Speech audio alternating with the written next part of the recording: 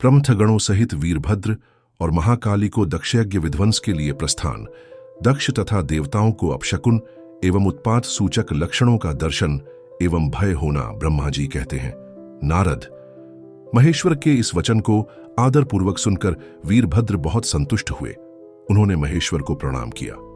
तत्पश्चात उन देवाधिदेव शूली की उपर्युक्त आज्ञा को शिरोधार्य करके वीरभद्र वहां से शीघ्र ही दक्ष के यज्ञ मंडप की ओर चले। भगवान शिव ने केवल शोभा के लिए उनके साथ करोड़ों महावीर गणों को भेज दिया, जो प्रलयाग्नि के समान तेजस्वी थे। वे कौतूहलकारी प्रबल वीर प्रमथगण वीरभद्र के आगे और पीछे भी चल रहे थे। काल के भी काल भगवान रुद्र के वीरभद्र सहित जो लाखों पार्षदगण थे, उन सबका स्वरूप रुद्र के ही समान था। उन गणों के साथ महात्मा वीरभद्र भगवान शिव के समान ही वेशभूषा धारण किए रथ पर बैठकर यात्रा कर रहे थे। उनके 1 सहस्र भुजाएं थीं, शरीर में नागराज लिपटे हुए थे। वीरभद्र बड़े प्रबल और भयंकर दिखाई देते थे।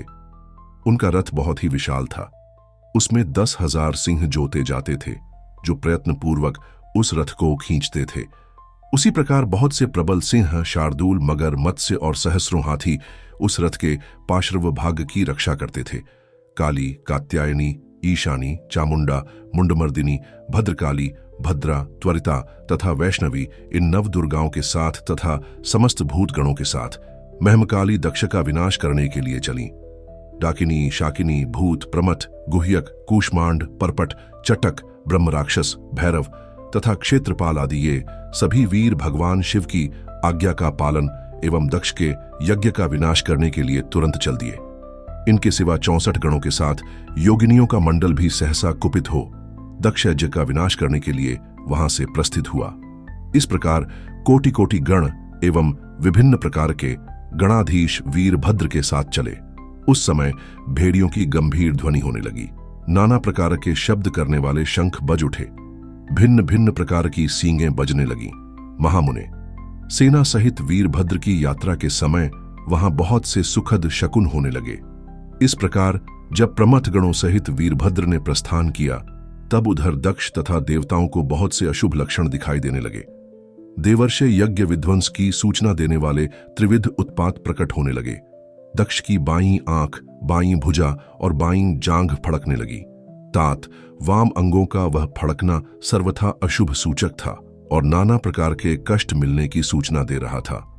उस समय दक्ष की यज्ञशाला में धरती डोलने लगी। दक्ष को दोपहर के समय दिन में ही अद्भुत तारे दिखने लगे। दिशाएं मलिन हो गईं। सूर्यमंडल चितकबरा दिखने लगा। उस पर हजारों घेरे पड़ गए, जिससे वह भयंकर जान पड़ता था। बिजली और अग्नि के समान दीप्तिमान तारे टूट टूट कर गिरने लगे तथा और भी बहुत से भयानक अपशकुन होने लगे। इसी बीच में वहां आकाशवाणी प्रकट हुई, जो संपूर्ण देवताओं और विशेषतः दक्ष को अपनी बात सुनाने लगी।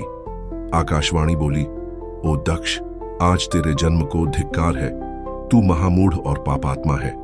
भगवान हर की ओर से आज तुझे महान दुहक प्राप्त होगा, जो किसी तरह टल नहीं सकता। अब यहां तेरा हाहाकार भी नहीं सुनाई देगा। जो मूढ़ देवता आदि तेरे यज्ञ में स्थित हैं, उनको भी महान दुख होगा, इसमें संशय नहीं है। ब्रह्मा जी कहते हैं, मुने, आकाशवाणी की यह बात सुनकर और पूर्वोक्त अशुभ सूचक लक्षणों को देखकर दक्ष तथा दूसरे देवता आदि को भी अत्यंत भय प्राप्त हुआ। उस समय दक्ष मन ही मन अत्यंत व्याकुल हो कांपने लगे और अपने प्रभु लक्ष्मीपति भगवान विष्णु को शरण में गए। वे भय से अधीर हो बेसुध हो रहे थे। उन्होंने स्वजनावत्सल देवाधिदेव भगवान विष्णु को प्रणाम किया और उनकी स्तुति करके कहा, ओम नमः शिवाय।